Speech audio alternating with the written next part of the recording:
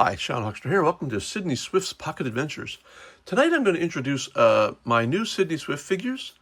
If you follow this channel or follow me on some of the Mighty Max or Microfigure Facebook groups, you know I'm working on a Mighty Max-like toy called SydneySwift Shuts Down the Steampunk. And if you go back some videos, you'll see some construction, you'll see some of my developing work on it, and I'm very close to having that ready to produce as a model kit or to sell the files. Not quite there yet, but getting very close. But in the meantime, I've created some of these SydneySwift characters. SydneySwift is the hero of the piece, and SydneySwift is a Mighty Max compatible character. Of course, if you know Mighty Max, you know this is the first series of Mighty Max. Very small figure, not much more than a centimeter tall, centimeter and a half maybe. And this was Max as we first saw Max. A little smaller, a little younger. And then in the next series, we were introduced to a slightly older, slightly taller Max. Not by much, but the feet are the same pattern. So all of these Maxes are compatible with all of the sets. I've designed my figures to be compatible with Mighty Max so that you can give Mighty Max a friend or replace a figure. This is SydneySwift, here printed in gray resin. And the foothold is designed to be compatible with Mighty Max. SydneySwift, of course, is in my character, is like an 1890s Victorian London street urchin who gets caught up in adventures and is taken through portals through time and space, much like Max was. This is the standard kind of pose that I invented for the first set. It's just kind of an action pose ready for anything. Then we have a pose, what's Max without a lantern? Just about every series of Max has Max carrying a lantern. This is an old railway lantern from Victorian London. And Sydney's outfit doesn't change throughout these, but what Sydney's poses and equipment are will change. This is Sydney holding the Victorian railway lantern. Then we have Sydney holding a futuristic ray gun. This is modeled after a ray gun I designed to be 1:1 scale, and I've printed many of these. I adapted the design a little bit to fit SydneySwift's miniature visage here. And so that's another one. And then pose number 4 is just this bold Akimbo pose. That's Sid saying, "Ha, nothing phases me."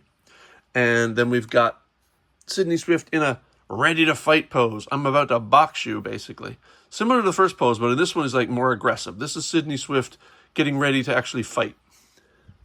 And then we've got SydneySwift. One of my favorites is SydneySwift as the Rocket Man. So SydneySwift in this case is wearing goggles. And I should say SydneySwift is not necessarily a he. I chose the name Sydney because it depends on what you want Sydney to be. Sydney can be a boy, Sydney can be a girl. And the idea is that while I think that no toys should be restricted to anybody, I've never bought into the idea that there are boys' toys and girls' toys. So anybody who wants to play with Sid can play with Sid and make up Sid's own story, make up their own story about Sid. But here's the Rocketeer Sid, which I really love. This is based on a rocket model that I did way back, like 10 years ago or so. And then I adapted into a jetpack and put it on a corgi dog, which if you go to Thingiverse, you can find it. And people really love that one. And then we have SydneySwift in like a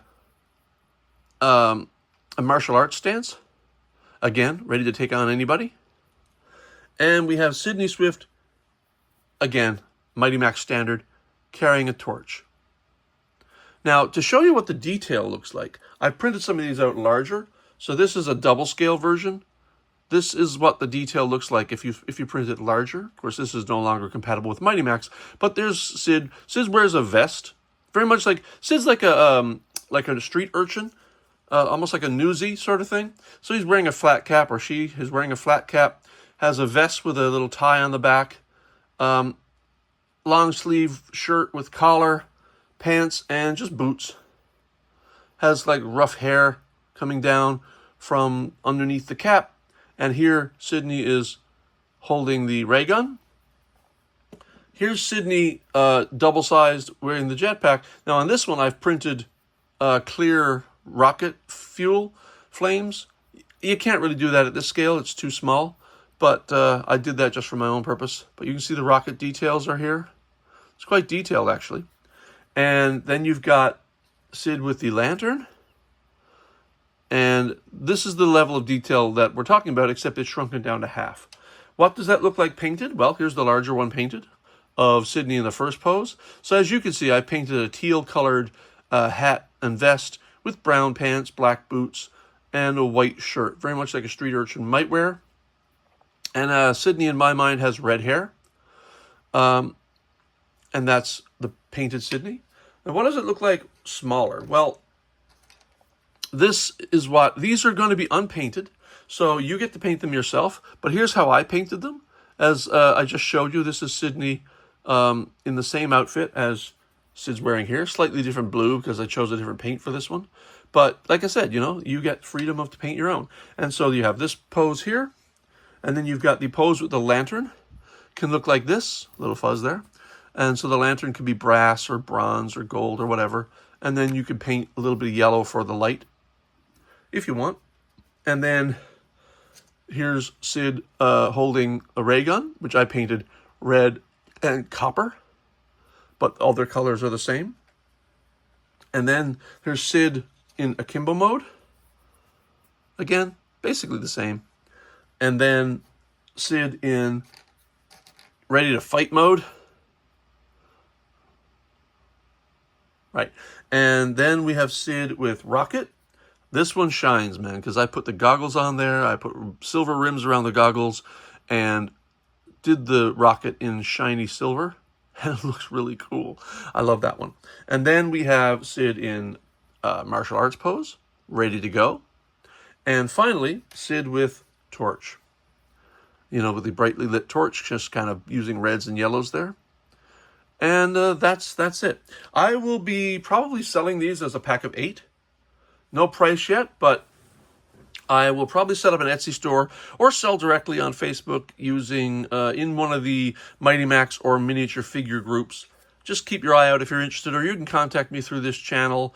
If you're interested in a pack of 8, they are compatible with Mighty Max. So I brought out these two sets here, the Temple of Skull Dungeon, I'm sorry. This is Skull Dungeon, and this is the Fire Alien. I wanted to bring these out to show that they are indeed compatible with Mighty Max. So, also, I made this little replacement power pillar for Skull Dungeon. I made it to be a little different. There's a different number of rings so that nobody could distinguish it from, or nobody could mistake it for an original. And I haven't painted this one, but when I paint it yellow and blue, it looks very close to the original. So if you need a replacement one of these, that's also available. If you just let me know. So you can take a character like Max with ray gun and pop him right down into the same foothold that Mighty Max shares. So he's completely compatible with Mighty Max. And one more example is down in the Fire Alien here.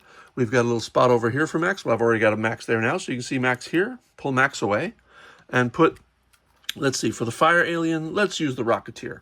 So we place the Rocketeer right here, and the Rocketeer fits very snugly down into the hole. And now Rocketeer Max is ready to take on the Fire Aliens. So that's what I wanted to show tonight. Keep your eye out, or you can contact me if you're at all interested in a set of these. I'm not quite sure what the price will be yet, but these are unpainted. Consider them to be a bit like gaming miniatures. I would use the same painting techniques that gaming miniature painters do, like I did with these. And as you can see, I mean, you can get some very nice results with these guys. I printed them in a gray resin because, in general, gray resin allows you to see the details better, but they can also be printed in other colors as well. I'm going to be doing a series in flesh color, which means you won't have to paint the face necessarily. But again, that's entirely up to you. I may print them in other colors as well.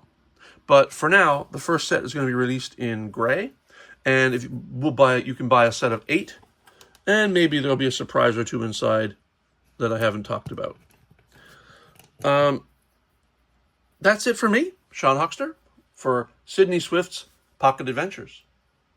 Talk to you soon. Bye-bye.